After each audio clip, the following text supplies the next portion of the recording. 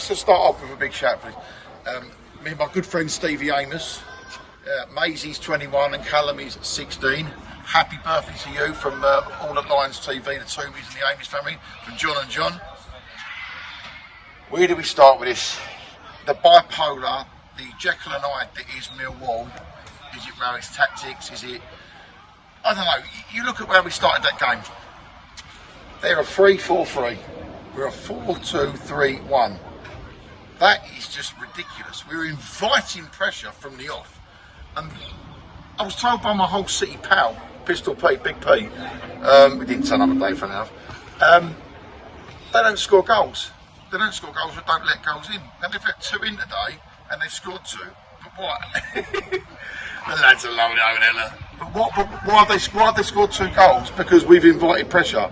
We got 4 at the back here, but the 4 and the 2, and that 4 and the 3 coming at them, who were good players. The geezer number 23. The other geezer up front, great players who turned us inside out. I mean, Danny Mack, I'm not going to go on about it too much.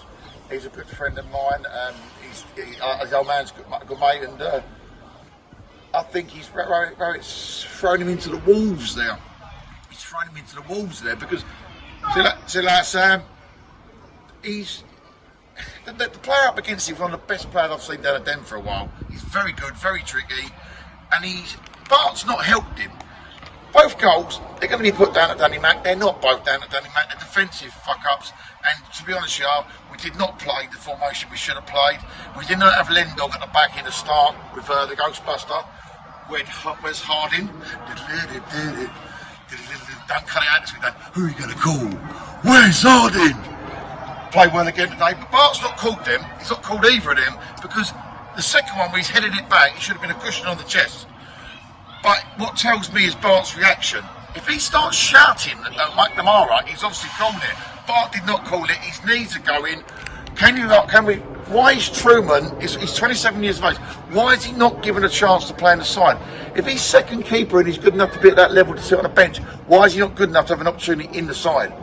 Now, we got a very good finish. I mean, I love the way Watmore pulled off the back post. He smashed that one in, but we haven't won it up. We always sort of sit back and win the game 1-0. Not going to happen. One thing I'll say good about Rowett, you made the changes second half earlier, and it made much more of an impact. We were very good second half, in my opinion. We closed down the spaces, we put them under pressure. I don't know why they played that tippy-toe football out from the back hole, because they were fucking useless. They got caught about 4 times with it. I just lumped it up the field. Roman and Amaku, pair of them need more time, more game time on the pitch. They are fearless, they came at them, they give us more of an option, they give us more of an attacking threat. Brian had a very good game. Lendog, love him, love the geezer. Harding, I think Cooper's grew into the game, when he got into the better positions into the second half. He felt more comfortable rather than that 4 at the back, which is against what I said, but I now think you can play 3 at the back if you play Leonard and Harding in that 3. Then rotate over Hutchinson, Cooper or Murray Wallace. That's the way to do it. But I'd like to see Honeyman get introduced back into the side. I mean, Bradshaw's come on and he's put a shift in. Bradshaw covers every blade of grass when he's on that pitch. Every blade of grass. And the referee, what an absolute tosser. I mean, he fucks up the Tottenham game and not Liverpool. And then he does it to us. Again, Cooper's pulled down, fucking hell, like they were trying to pull Godzilla down or fucking King Kong off the Eiffel Tower. Not the Eiffel Tower, the Empire State Building. No penalty. Then it goes out the box. And it's a foul. How? The referee was shocking, absolutely shocking. Another one, condom full of walnuts. Another wanker who's messed us about again. Because we should have had at least 1, if not 2 penalties today. 2 penalties. We should have won that game. The chance fell at the end. I think it was Maku to Roman or vice versa. And he snatched it and he could have took a touch in the box and scored.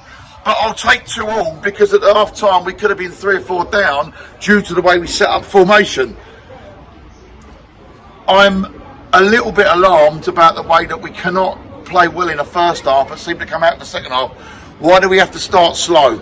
We've shipped 10 goals in 3 games at home. At home, 10 goals. That is not good enough. The international break, well, you've got to get over your arguments with the players, get yourself together, get a bit of unity, fight for the shirt, fight for the badge, take a bit of Plymouth second half into the international break, come out the other half, look up there, you're 4 points from being in the playoffs. Take a bit out of it.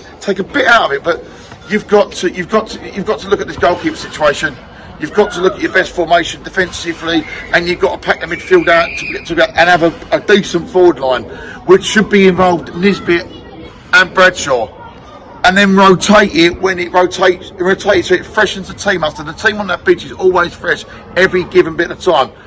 We can't do fuck all about those referees. They're a bunch of tossers. It's like the worse the ref, the better he comes down here and then makes bad decisions. Until next week, tonight I've got Toby Carvery tonight, so I'm looking forward to that. Have a great evening, Callum and Maisie. Until next week, after the next week, Carvery live.